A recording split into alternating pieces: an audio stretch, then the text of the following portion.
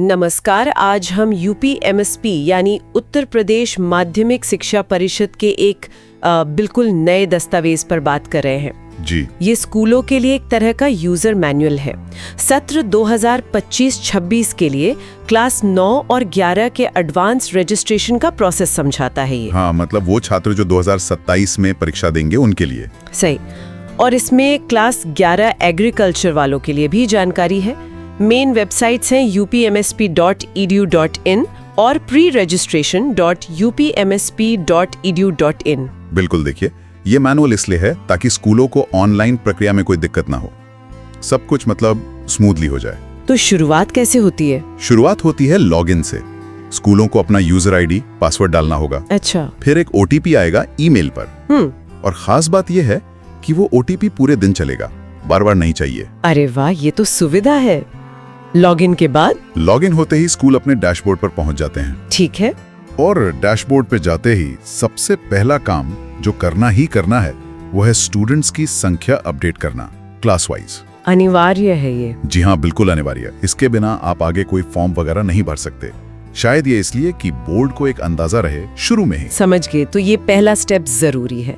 अच्छा, अब 9वीं क्लास के रजिस्ट्रेशन पर आते हैं। इसमें क्या तरीके दिए हैं? इसमें 2 तरीके हैं। एक है सरल पंजीकरण, मतलब एक स्टूडेंट का डेटा भरो। और दूसरा है सामूहिक पंजीकरण। इसमें एक्सेल फाइल से बल्क में, मतलब एक साथ कई छात्रों का डेटा अपलोड कर सकते हैं। एक्सेल फाइल वो डैशबोर्ड से ही मिलेगी? जी, वहीं से डाउनलोड करनी होगी। और ध्यान ये रखना है कि डेटा सिर्फ टेक्स्ट फॉर्मेट में भरना है, कोई फॉर्मेटिंग नहीं। ओके। यहाँ पर प्रिंसिपल्स का रोल काफी अहम लग रहा है। हाँ, बहुत ज्यादा। मैनुअल साफ कहता है कि प्रिंसिपल को पक्का करना है कि स्टूडेंट का नाम, माता पिता का नाम, हिंदी और इंग्लिश दोनों में स्पेलिंग, डेट ऑफ बर्थ, ये सब स्कूल रिकॉर्ड के हिसाब से एकदम सही हो। और पेरेंट्स से भी चेक करवाना है?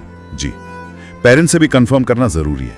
साथ ही ये भी देखना है कि छात्र योग्य हैं या नहीं, विषय वही चुने गए हों जो बोर्ड से मान्य हैं, और उनका कॉम्बिनेशन भी नियमों के मुताबिक हो।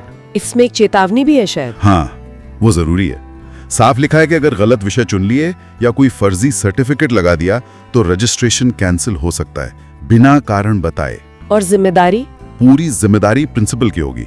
ये बहुत बड़ी बात है। बिल्कुल, ये तो काफी दबाव डालता है स्कूलों पर सही काम करने का। हाँ, शायद इसीलिए ये नियम है। अच्छा, वो जो एक्सेल से सामूहिक पंजीकरण है, उसमें फाइल अपलोड करने से पहले उसे वैलिडेट करना होता है। वैलिडेट मतलब जांचना? जी, एक तरह से सिस्टम खुद चेक करता है कि कोई गलती तो नहीं। अगर गलती होगी तो बता देगा। अच्छा। जब तक गलतियां ठीक नहीं होंगी, फाइल अपलोड ही नहीं होगी।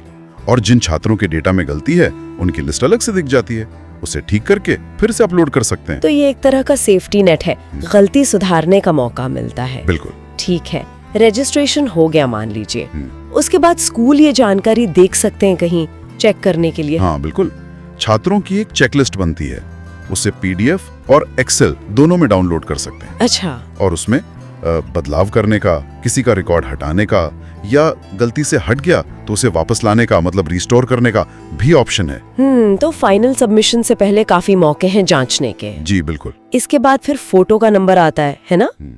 उसमें क्या ध्यान रखना है? और कबीले भी नियम है। फाइल का नाम कैसे रखना है ये बताया है।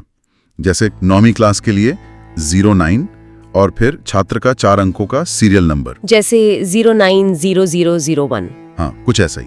और साइज भी बताया है, 5 KB से 25 KB के बीच JPG या JPG फॉर्मेट में। ओके। और सलाह दी गई है कि एक क्लास की सारी फोटो एक ही फोल्डर में रखें ताकि अपलोड करते समय आसानी हो।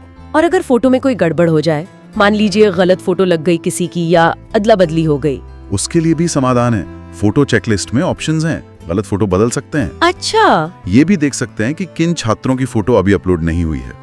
दिव्यांग छात्रों के सर्टिफिकेट अपलोड करने का भी यही ऑप्शन है। और अगर अदला बदली हुई है तो उसे भी ठीक कर सकते हैं। यानी काफी फ्लेक्सिबिलिटी दी है सुधार के लिए। हाँ, काफी ऑप्शंस दिए हैं। ठीक है, अब क्लास 11 की बात करते हैं। क्या उनकी प्रक्रिया भी ऐसी ही है?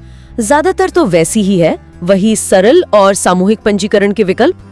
बस एक छोटा सा फर्क ये हो सकता है कि जो छात्र दूसरे बोर्ड से आए हैं या पिछले सालों में पास हुए हैं, उनके लिए शायद कुछ अलग स्टेप्स हों। अच्छा। और जो इसी साल यूपी बोर्ड से 10वीं पास करके 11वीं में आए हैं, उनके लिए अलग। पर बाकी सब कुछ checklist, edit, delete, restore, photo upload, ये सब 9वीं क्लास जैसा ही है। समझ गए। तो रजिस्ट्रेशन हो गया, फोटो अपलोड हो गई, अब आखिर में फीस। जी हाँ, आखिरी स्टेप है फीस जमा करना। स्कूल जो भी फीस ट्रेजरी या बैंक में जमा करते हैं उसका चालान, मतलब उसकी डिटेल पोर्टल पर डालनी होती है। वो देख भी सकते हैं कि कितनी फीस जमा हुई है, और चालान का फॉर्मेट डाउनलोड करने का लिंक भी वहीं दिया है। और सबसे जरूरी बात, अगर स्कूलों को प्रोसेस में कहीं कोई टेक्निकल दिक्कत आती है तो कोई हेल्पलाइन है? हाँ बिल्कुल है। एक हेल्प डेस्क ईमेल आईडी दी है, helpdesk@upmsp@gmail.com। ओके। और एक टोल फ्री नंबर भी है, 9266203203। ये मंडे से सैटरडे सुबह 10 से शाम 6 बजे तक काम करेगा। चलिए, ये अच्छी बात है।